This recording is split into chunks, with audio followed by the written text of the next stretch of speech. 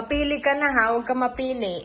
Kumbaga parang ang sarap mag-work sa mga matured na tao kaysa sa mga isip bata. So kasi sa previous work ko, puro mga isip bata sila. So let's go! 10:30 yung pasok ko, tapos 30 minutes yung biyahe. Good morning, baby ko! Ganyan talaga siya every morning, guys. Pupunta siya dito sa gilid ko, tapos ano siya, oh.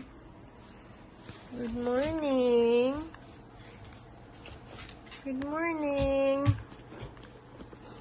I love you. I love you. Say good morning to everyone. I love you. Nauna na si daddy mo pumasok. I know. Mommy will take you outside, okay? Just give me a minute. Good girl. Good morning sa inyo, guys. Papasok na ako mamaya-maya. Mag-aayos lang ako na. Ayan. Si Travis, maaga siyang pumasok ngayon. Alas 4 siya nagising. And ako papasok. Ang pasok ko is 10:30. Pero maaga ako maalis dito kasi 28 to 30 minutes yung biyahe ko. Kaya maaga ako maalis. Mas maaga na yung maaga kasi minsan traffic, ganun. Diba?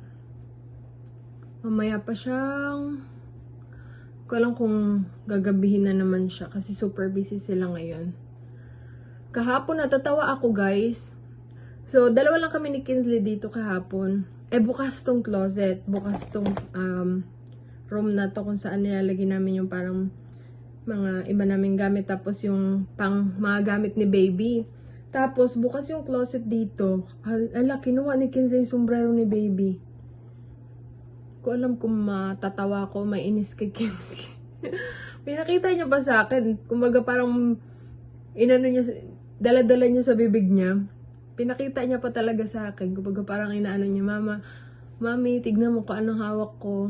Pasaway talaga si Kinsley. Haba na ng buhok ko, guys. May nagsabi, putulan ko daw yung buhok ko. Actually, plano ko na talaga yun kasi mahaba na talaga siya. Nahirapan na din ako. Kailangan palagi ako tatali. Tapos, pag aayusin ko yung buhok ko, tingnan yung haba niya. Minsan, tamad din ako talaga magsuklay. Kaya, pag nandito ako sa bahay, inaano ko lang siya, pinupuyod ko lang siya. Meron nga pala akong jacket.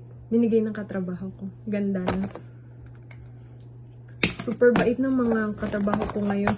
Ang nagustuhan ko sa mga katrabaho ko ngayon, kasi mga may edad na sila. So, meron akong katrabaho 70 years old na, 60. Tapos, may isa lang akong katrabaho na mas bata sa akin, 20 years old siya. Siya yung nagbigay nito. Halos lahat sila mga may edad na. So, kumbaga parang ang sarap mag-work sa mga matured na tao kaysa sa mga isip bata. So, kasi sa previous work ko, puro mga isip bata sila. Kumbaga, ang daming drama, yung mga ganun.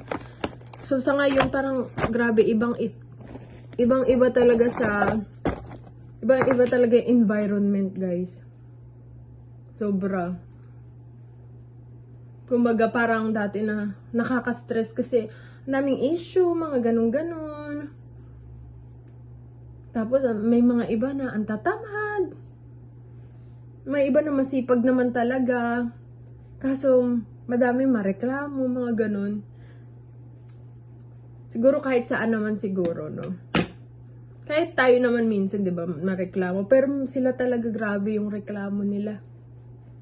Tayo kasi mga Pinoy, masisipag talaga, no? Minsan lang talaga tinitake advantage ng iba yung kasipagan natin, kabaitan natin. Kaya, gano'n na nangyayari. Naabuso tayo, diba? So, tapusin ko lang yung pag-aayos ko and ilalabas ko si Kinsley para pahihiin ko, guys. So, na kaya si Cordapia. Kinsley! Wanna go party now? Ha? Come on! Ang ating Christmas tree! Sa weekend na siguro ako mag-decorate ng iba, guys. Muna natin ang ating mahiwagang. Wait lang, girl. Wait. Ihi na siya, oh. Ihi ka na, ha? Ihi ka na, girl.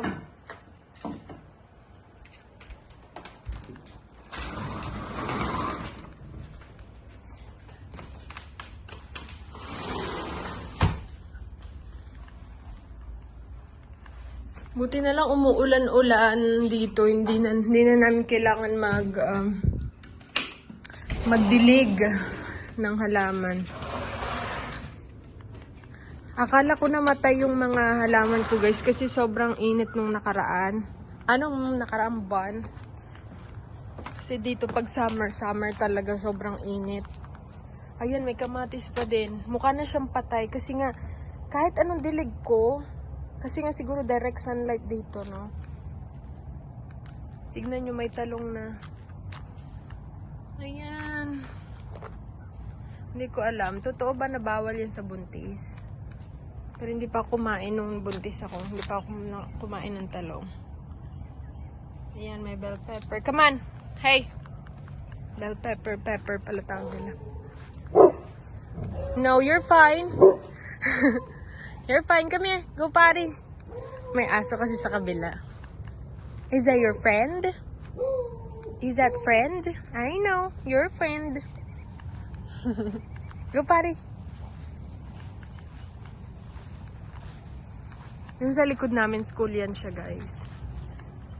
Now, right here. Bilis. Hoy. Luma na yung tawag nito. Yung bakod. Siguro pag nasira siya, tsaka namin palitan. Meron din kasi siyang parang net dyan, no, sa likod ng bakod. So, okay lang. Hindi pa rin makakalabas si Kinsley. Guys, alam nyo ba, tinanim ko dito yung avocado ko. Kinuha ata ng mga rabbit or hindi ko alam, mga hayop na nandito sa labas. Wala. Malaki na yun siya eh. Bilisan mo, ihi na. Kinsley. Ang ganda ng panahon ngayon, guys. Kahapon maulan-ulan. Bilis! Yun na naman siya.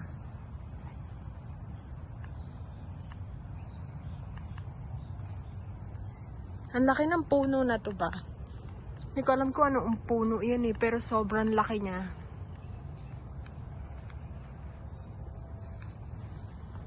Balak namin lagyan ng fire, dito ni Travis. Ano man tawag niyan? Yung parang fire pit ba tawag niyan? Para sa winter. Gusto namin tumambay. Bilisan mo! Diba, ang tahimik ng school dito. Hindi siya maingay, di tulad sa atin sa Pilipinas. May ibang school kasi sa atin, di ba, maingay talaga.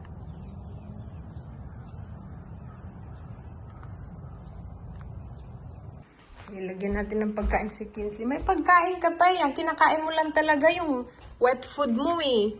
Meron kasi siyang farmer's dog na wet food. Ang kinakain niya. Mapili ka na ha. Huwag ka mapili. Mahal-mahal lang mahal pa naman ng wet food niya, guys. So, mapili, Kinsley. Ibenta kita. Ikaw na talaga ibenta ko. Pag dumating kapatid mo. Ha? Marami na tayo gastos. Dumagdag ka pa. Ay, naku, Kinsley. Lagyan ko naman ng wet food. Diyos ko po. Gagalit na yung daddy niya kasi wet food lang yung kinakain mo. Natin. Ito yung farmer's dog niya, guys. Simutin ko muna tong isang pakete. Oh, alam niya eh, oh. Ano to? Alam na alam mo eh, no? Ano to? Alam na alam mo. Tapos ito na naman lang yung kakainin mo. Ay, oh. Alam na alam niya. Huwag kang mapili, Kinsley. Ha? Hindi ka kumakain ng dry food mo, ha? Magluto ako ng breakfast ko, guys. Gusto ko mag-noodles ba? Madami akong noodles ito, guys. Puro noodles sa atin pinagbibili ko. Ano ba masarap kainin? Gusto ko yung may sabaw eh. Tapos lagyan ko itlog.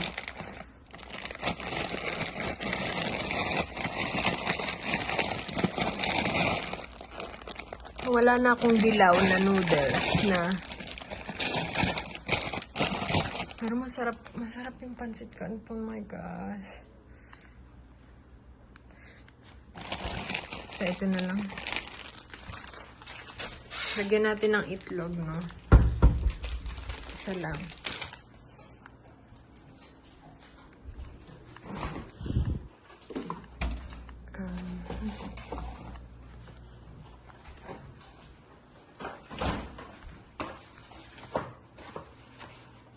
Tignan natin kung kinain ni Kinsey yung dry food niya. Oh, good job! Good job! Kinain niya. Good girl. Hinahalo kasi namin yung dry food tsaka yung wet food niya. Para hindi puro wet food lahat ng kinakain niya, guys. Laking bulas mo, Kinsley. Mamulubi talaga kami. Mamulubi talaga kami ng daddy mo, Kinsley, pagdating ng kapatid mo, no? Gastos mo pa naman sa pagkain mo. Ang mahal kasi ng farmer's dog. 100 plus ata yung binibili ng daddy niya. Isang box para sa isang buwan niya. Good girl, kinain niya talaga. Very good ah.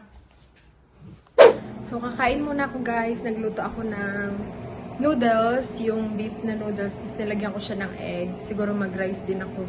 Kasi hindi ako pwede kumain pag iinom ako ng prenatal ko. Kailangan kasi uminom ako ng prenatal ko bago ako umalis. And then mamayang hapon, pag kumain ulit ako, saka ako inom ulit. So, ayun. And sa work naman, nagbabaon ako ng parang, tawag nito. Nagbabaon ako ng almonds. Ito. Ilalagay ko lang siya sa may bag. Ano bang tawag niya? Sandwich bag. Ganun. Tapos, ito yung binabaon ko snack bar. So, meron ako niyan sa bag. So, ito na lang ilalagay ko sa plastic.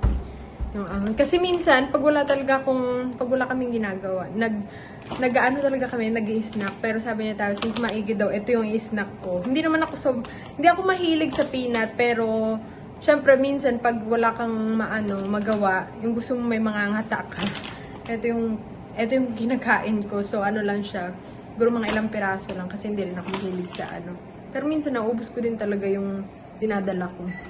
So, kain muna ako, guys, before pumasok. Okay, guys, papasok na ako sa work.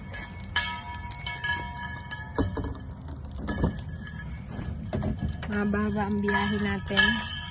Kaya hindi ko na siya i-vlog, guys, para makapag-focus akong mag-drive na. Hindi na ako mag-video pag nagda-drive. Siguro minsan lang. Pag dito lang, pero malayo-layo yung biyahe. Siguro mga 28 minutes. Sa ngayon naman, hindi siya traffic. So, iniwan ko na si Kinsley nailabas ko naman na siya. And nakapupo na rin siya kanina. And bukas pala, every Friday nga pala dito, every Friday yung kuwaan ng, Thursday ngayon. Every Friday kuwaan ng basura dito. Ayun yung basura namin, nandiyan sa labas. So, let's go!